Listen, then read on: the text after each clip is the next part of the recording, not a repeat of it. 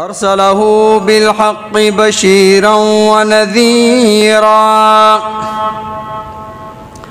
وداعيا إلى الله بإذنه وسراجا منيرا.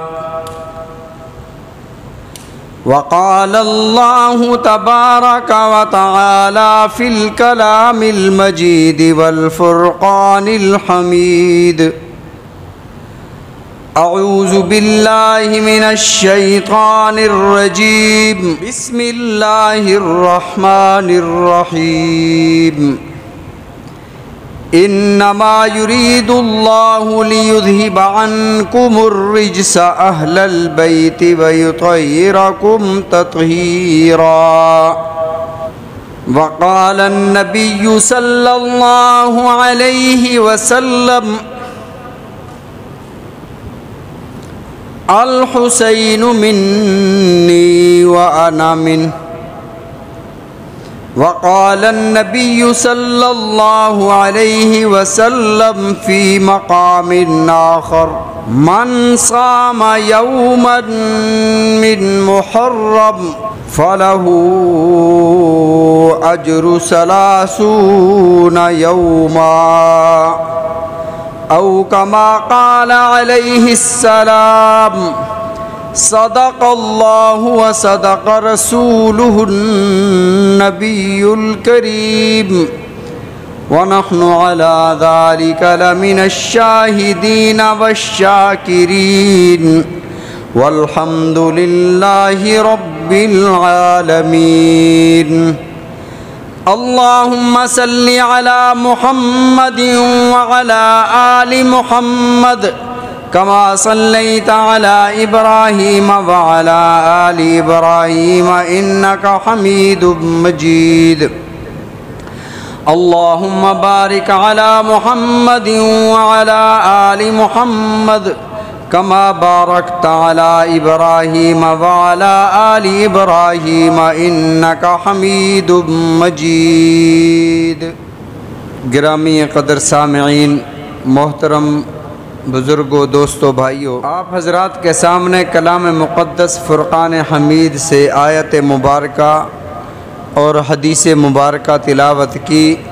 دعا ہے کہ رب العزت مجھے صحیح بیان کرنے کی، حق اور سچ بیان کرنے کی توفیق عطا فرمائے، اور ہم سب کو اس پر عمل پیرا ہونے کی توفیق عطا فرمائے. آمین ثم آمین. یہ مہینہ محرم الحرام کا ہے، اور ایک عام انسان کے ذہن میں شاید یہ بات ہو سکتی ہے کہ حضرت حسین رضی اللہ تعالی عنہ کی شہادت کی وجہ سے محرم الحرام کو فضیلت ملی. حالانکہ ایسا نہیں. محرم کا نام محرم ہی اللہ نے اس لیے رکھا کہ محرم کا معنی احترام والا مہینہ، محرم کا معنی عزت والا مہینہ. ویسے تو سارے مہینے اللہ نے بنائے، محرم بھی اللہ کا، سفر بھی اللہ کا، ربیع الاول بھی اللہ کا، ربیع الثانی بھی اللہ کا، سارے مہینے اللہ کے.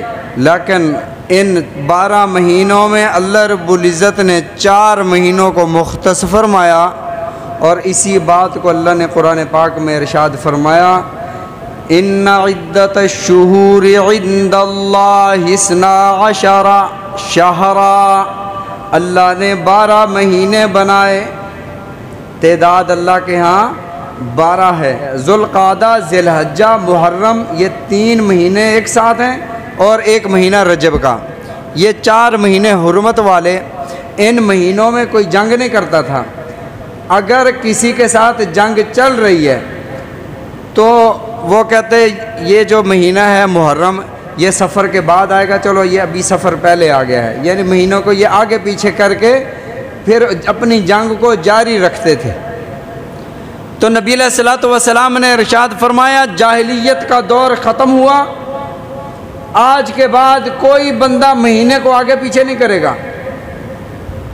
اور محرم کی شان اللہ رب العزت نے سابقہ اقوام میں یہودی بھی اس کو محترم سمجھتے تھے، عیسائی بھی اسے محترم سمجھتے تھے، اور مسلمانوں کو رسول اللہ صلی اللہ علیہ وسلم نے ارشاد فرمایا محرم اللہ کا وہ مہینہ ہے کہ اس مہینے میں اگر کوئی بندہ ایک روزہ رکھے، رمضان المبارک میں آپ روزے رکھو تو ایک روزے کا ثواب 70 روزوں کے برابر، ایک فرض کا ثواب 70 فرضوں کے برابر، ایک نفل کا ثواب 70 نوافل کے برابر، ایک ختم قرآن کا ثواب 70 ختم قرآن کے ثواب کے برابر۔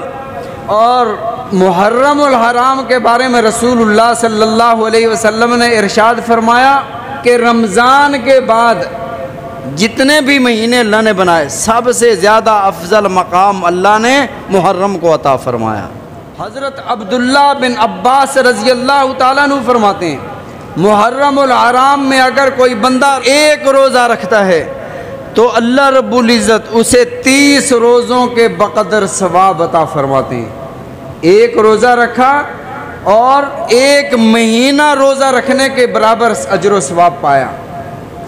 اور بس یہاں تک نہیں، رسول اللہ صلی اللہ علیہ وسلم نے ارشاد فرمایا جو بندہ محرم الحرام کی 10ویں تاریخ کو، اس کو یوم عاشوراء بھی کہا جاتا ہے، عاشوراء کا روزہ رکھتا ہے تو فرمایا اس کے پچھلے 1 سال کے گناہ معاف کر دیے جاتے ہیں۔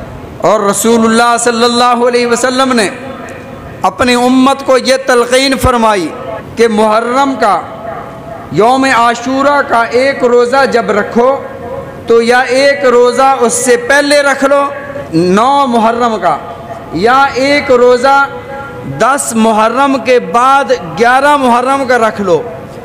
صرف ایک روزہ نہ رکھو، 2 روزے اکٹھے رکھو، 9 محرم اور 10 محرم کا، 10 محرم یا 11 محرم کا۔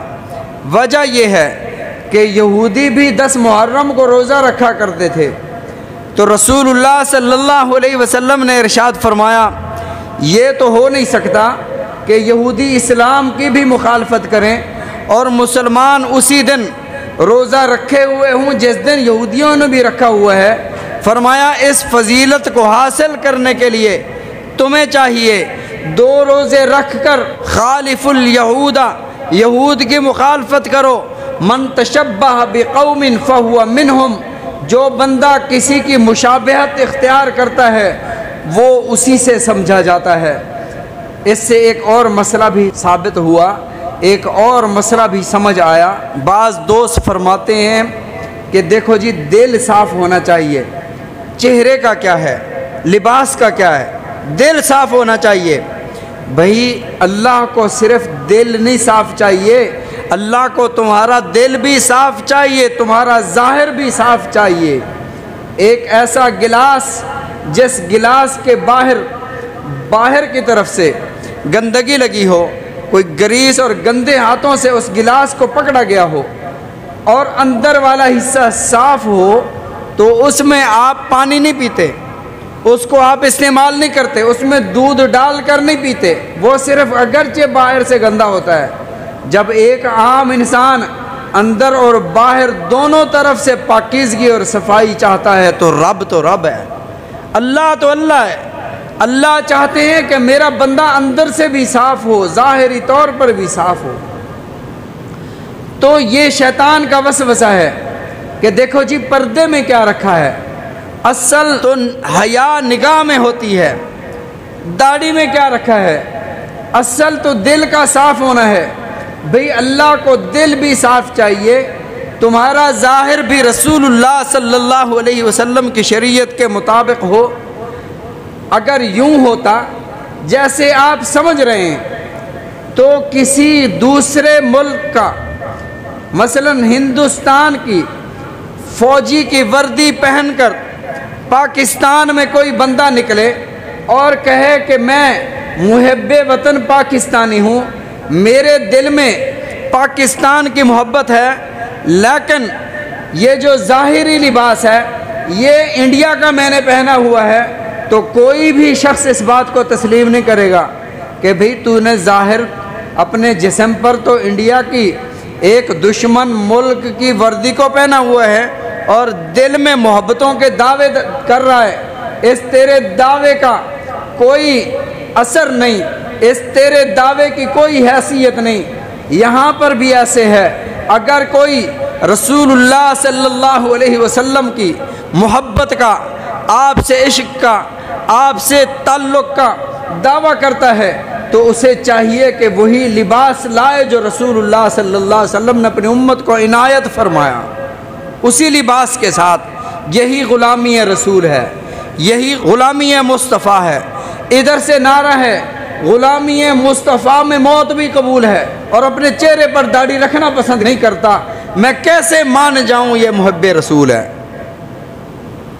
تو میں عرض کر رہا تھا، من تشبہ بقوم فہو منہم، جو کسی قوم سے مشابہت اختیار کرتا ہے، اللہ رب العزت کو یہ پسند نہیں ہے کہ کسی سے مشابہت کرتے ہوئے روزہ بھی رکھے۔ اس لیے نبی علیہ الصلوۃ والسلام نے ارشاد فرمایا روزہ رکھنا ہے تو 2 رکھو تاکہ یہود سے مشابہت نہ ہو۔ پھر محرم الحرام کا مہینہ جو ہے یہ آج سے محترم نہیں، حضرت آدم علیہ السلام کی اللہ نے تخلیق فرمائی، مہینہ محرم کا تھا۔ آپ کا جثہ، آپ کا جسد اطہر بنایا گیا، مٹی میں تخلیق کیا گیا، مہینہ محرم کا تھا۔ حضرت آدم علیہ السلام کے جسم میں اللہ نے روح ڈالی، فنفخ فیہ روحی، اللہ نے اپنی روح اپنی طرف سے روح آدم علیہ السلام کے جسم میں ڈالی، مہینہ محرم کا تھا۔ حضرت آدم علیہ السلام کو اللہ نے جنت میں داخلہ عطا فرمایا، مہینہ محرم کا تھا۔ جنت میں کئی سال رہنے کے بعد جب اللہ نے فیصلہ فرمایا کہ میں اپنے آدم کو اپنا خلیفہ بنا کر زمین پر بھیجوں، یہ اللہ کا فیصلہ تھا کہ میں نے یہ زمین، یہ کائنات، یہ درخت، یہ شجر و حجر، یہ پہاڑ و دریا، یہ فضائیں، یہ ساری چیزیں بناؤں۔ تو اللہ رب العزت نے جو فیصلہ فرمایا اور حضرت آدم علیہ السلام کو جنت سے زمین پر بھیجا، مہینہ محرم کا تھا۔ حضرت آدم علیہ السلام عرفات کے میدان میں، حضرت حوا کسی دوسری جگہ میں، 3 سال تک دونوں کی ملاقات نہیں ہے۔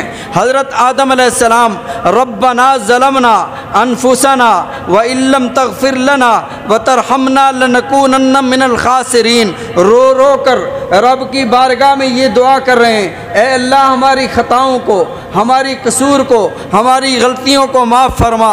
اگر تو نے میرے رب معاف نہ کیا تو آدم سے بڑا نقصان اٹھانے والا کوئی نہ ہوگا، خسارے میں کوئی نہ ہوگا۔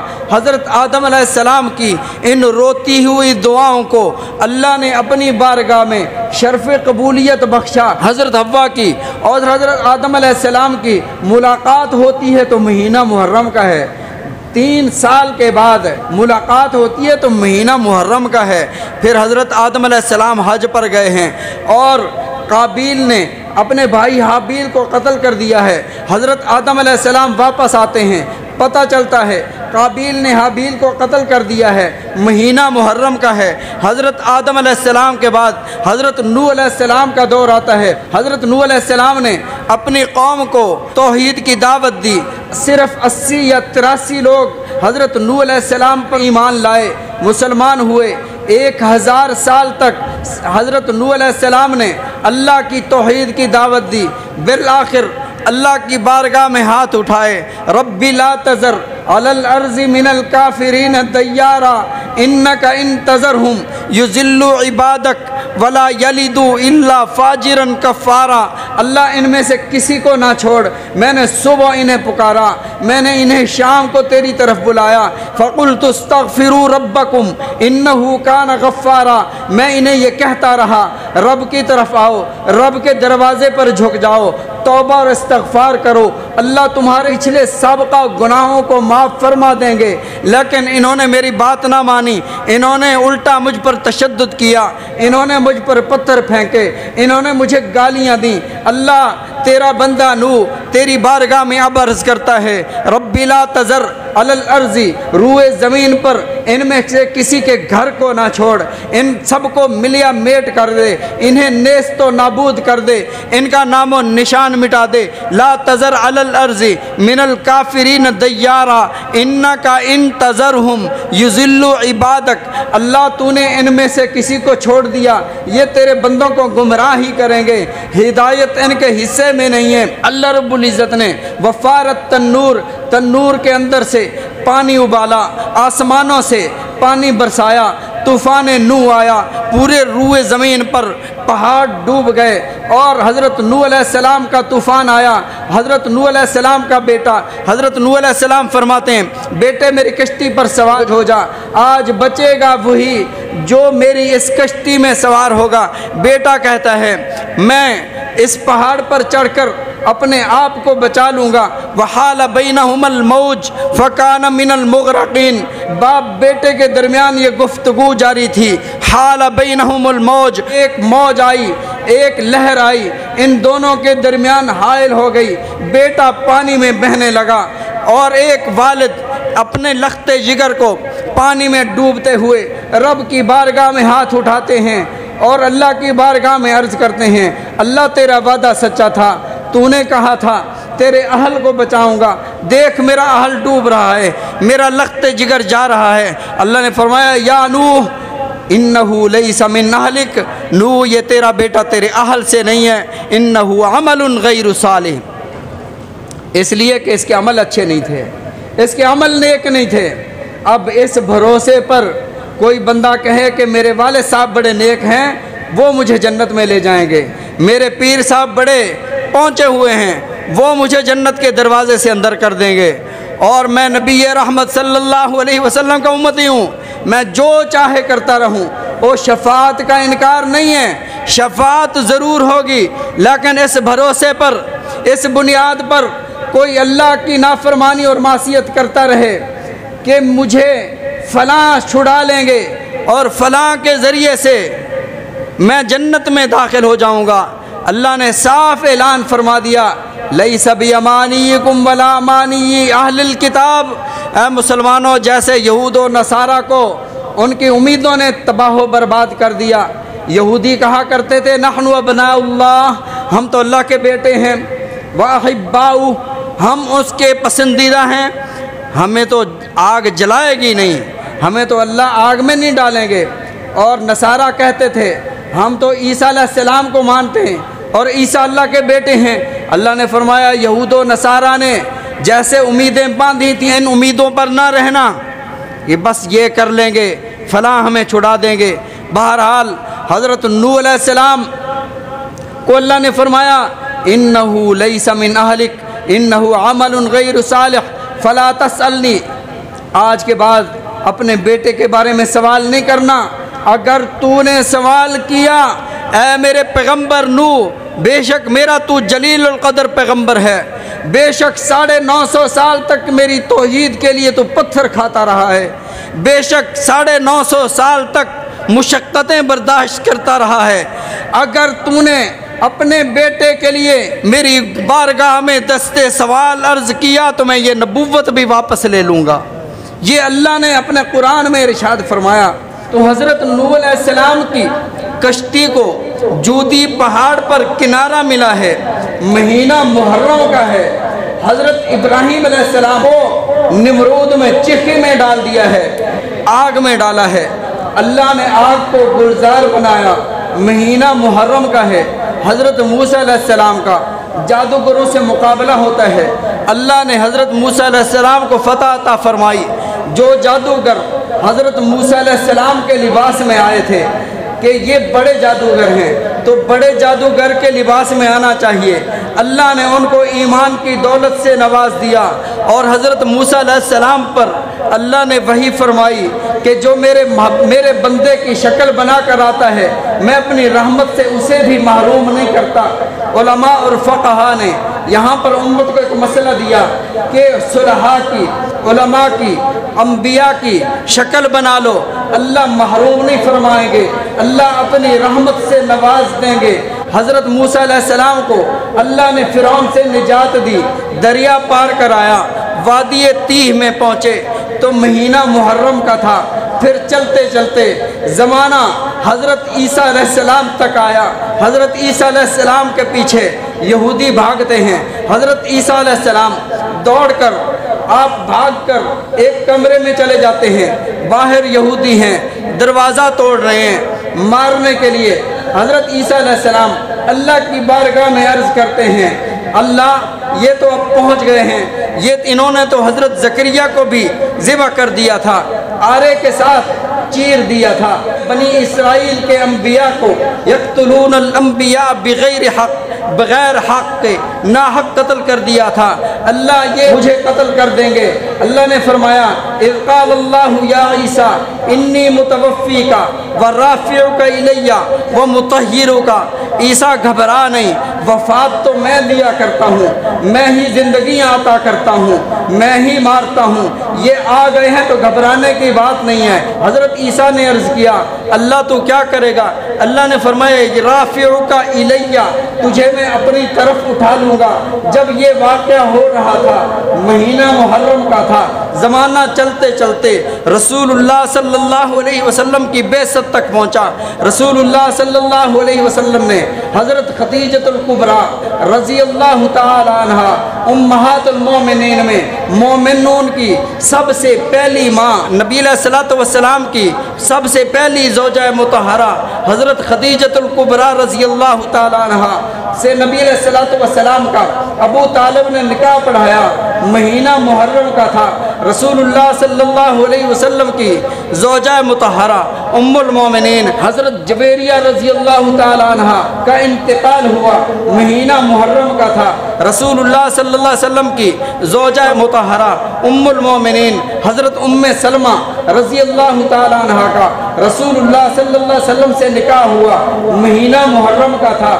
رسول اللہ صلی اللہ علیہ وسلم کی لخت جگر حضرت زینب رضی اللہ تعالی عنہ کا انتقال ہوا، مہینہ محرم کا تھا۔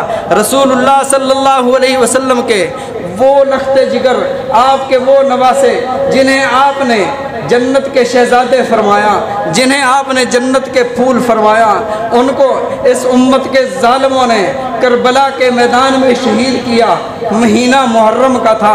اس محرم کو فضیلت حضرت حسین کی شہادت سے نہیں ملی ہے، حضرت آدم سے لے کر حضرت عیسیٰ تک، حضرت عیسیٰ سے لے کر رسول اللہ صلی اللہ علیہ وسلم تک، آپ سے لے کر آپ سے صحابہ تک، اور آپ سے صحابہ سے لے کر حضرت حسین تک، رسول اللہ صلی اللہ علیہ وسلم آپ کی شریعت میں آپ سے پہلے جتنے انبیاء گزرے، یہ کوئی اتفاقی واقعات نہیں تھے جو محرم میں وقوع پذیر ہو رہے تھے، یہ اللہ کی طرف سے ایک امر تھا۔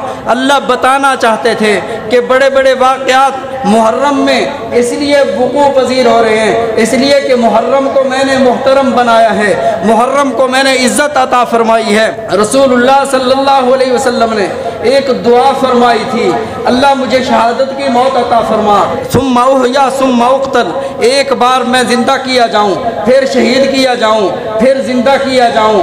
اگر رسول اللہ صلی اللہ علیہ وسلم کی دعا کی قبولیت کا اسی وقت ظہور ہو جاتا تو کافر خوش ہو جاتا کہ ہم کامیاب ہو گئے ہیں، حضرت محمد الرسول اللہ صلی اللہ علیہ وسلم کو ہم نے راستے سے ہٹا دیا ہے، لیکن اللہ نے کافر کو خوش نہ ہونے دیا، اللہ نے رسول اللہ صلی اللہ علیہ وسلم کی دعاؤں کو قبول فرما لیا۔ پھر آپ کے وصال کے بعد کربلا کا میدان آتا ہے، بیٹے کی قربانی والد کی قربانی ہے، اور اس سے بھی زیادہ قربانی ہے۔ اگر والد کو کہا جائے اپنے بیٹے کے گردن پر چھری چلا یا اپنی گردن پر چھری چلاؤ، تو والد کے لیے آسان یہ ہے کہ وہ اپنی گردن پر چھری چلا جائے۔ یہی وجہ ہے اللہ نے حضرت ابراہیم علیہ السلام کو فرمایا ابراہیم بیٹے کی گردن پر چھری رکھ دے، یہ نہیں فرمایا تو میرا خلیل ہے، اپنی گردن پیش کر، اپنی گردن، اپنی جان دینا، اپنا خون دینا آسان ہے، بیٹے کی تکلیف کو اپنی آنکھوں کے، اپنی نگاہوں کے سامنے سہ جانا بڑا مشکل ہے، تو اللہ رب العزت نے رسول اللہ صلی اللہ علیہ وسلم کی اس دعا کو قبول فرمایا، اور اس قبولیت کا ظہور حضرت حسین رضی اللہ تعالیٰ عنہ کی شہادت سے ہوا۔ گویا کہ رسول اللہ صلی اللہ علیہ وسلم نے جو دعا ارشاد فرمائی تھی، جو جملہ ارشاد فرمایا تھا، الحسین منی وانا منہ، میں حسین سے، جو حسین میرا، میں حسین سے، حسین مجھ سے، جو حسین کو تکلیف پہنچی وہ مجھے تکلیف پہنچی، جو حسین سے پیار کرتا ہے وہ مجھ سے پیار کرتا ہے۔ یہاں پر آج ایک سوال اور اس کا جواب عرض کر کے آپ سے اجازت چاہوں گا۔ حضرت حسین رضی اللہ تعالیٰ عنہ کی عمر 6 سال ہے، ان 6 سال کو تو ہر خطیب، ہر مبلغ، ہر مقرر بیان کرتا ہے کہ آپ نے حضرت حسین کو جنت کے شہداء کا سردار فرمایا۔ نبی علیہ الصلوۃ والسلام نے ریحانۃ من الجنہ، جنت کے پھول فرمایا۔ 6 سال تک کی تو ہسٹری آپ کو ہر کوئی بتاتا ہے کہ حضرت حسین رضی اللہ تعالیٰ عنہ کو رسول اللہ صلی اللہ علیہ وسلم نے یہ دعا سکھائی، بسم اللہ الذی لا یضر مع اسمہ شیء فی الارض ولا فی السماء وهو السمیع العلیم۔ یہ ساری باتیں 6 سال تک تو ہر تاریخ میں یہ بات لکھی ہے، لیکن 6 سال کے بعد 54 سال کا عرصہ گزر جاتا ہے۔ نبی علیہ الصلوۃ والسلام کے وصال کے بعد 2 سال ابو بکر صدیق رضی اللہ تعالیٰ عنہ کی زندگی کے آتے ہیں، اور حضرت ابو بکر صدیق رضی اللہ تعالیٰ عنہ کے وصال کے بعد 10 سال حضرت عمر کی حکومت ہے۔ حضرت عمر کے بعد 12 سال حضرت عثمان غنی رضی اللہ تعالیٰ عنہ کی حکومت ہے۔ حضرت عثمان کے بعد حضرت علی رضی اللہ تعالیٰ عنہ 4 سال تک خلیفہ رہے ہیں۔ اس کے بعد حضرت حسن رضی اللہ تعالیٰ عنہ 6 مہینے آپ کے پاس خلافت رہی ہے، تو حضرت حسن نے حضرت امیر معاویہ رضی اللہ تعالیٰ عنہ کے ہاتھ پر بیعت فرمائی۔ 30 سال تک اس خلافت کو سیدنا امیر معاویہ رضی اللہ تعالیٰ عنہ نے پوری دنیا میں 64 لاکھ مربع میل تک رسول اللہ صلی اللہ علیہ وسلم کے دین کو پہنچایا، اسلام کا جھنڈا لہرایا۔ اب ان 54 سالوں کو کوئی تاریخ بیان کیوں نہیں کرتی؟ صرف حضرت حسین رضی اللہ تعالیٰ عنہ کی 6 سال کی زندگی کو کیوں بیان کیا جا رہا ہے؟ اگر حضرت حسین رضی اللہ تعالیٰ عنہ کی 6 سال کے بعد سے 60 سال آپ کی عمر ہوئی تو کربلا کا واقعہ ہوا، تو اس دوران کی زندگی کو اگر بیان کر دیا جائے سارے اختلافات ختم ہو جاتے ہیں، سارے دکھ مٹ جاتے ہیں، سارے اعتراضات دور ہو جاتے ہیں۔ لیکن المیہ یہ ہے کہ تاریخ سنیوں میں سے کسی نے نہیں لکھی۔ آپ حیران ہوں گے، تاریخ کی جتنی بھی کتابیں آپ اٹھا کے دیکھیں، طبری ہے، ابن خلدون ہے، ساری تاریخ کی کتابیں روافض نے لکھی ہیں اور تاریخ کو مسخ کر کے رکھ دیا ہے۔ حضرت حسین رضی اللہ تعالیٰ عنہ کی 6 سال کی زندگی کو بیان کرنے کے بعد سنی مولوی، سنی عالم اپنے ممبر پر، اپنے سٹیج پر صرف وہی تاریخ 6 سال کی زندگی بیان کرتا ہے، آگے کیوں نہیں کرتے ہو؟ تو انشاءاللہ العزیز حضرت حسین رضی اللہ تعالیٰ عنہ کی 6 سال کے بعد کی زندگی، حضرت ابو بکر صدیق کے دور میں حضرت حسین کیسے تھے، حضرت عمر کے دور میں آپ کے واقعات، حضرت علی کے دور میں، حضرت عثمان کے دور میں، انشاءاللہ العزیز زندگی باقی، ملاقات باقی۔ اگلے جمعے عرض کروں گا، دعا ہے کہ رب العزت ہم سب کو سمجھنے کی، عمل کرنے کی توفیق عطا فرمائے۔ وآخر دعوانا الحمدللہ۔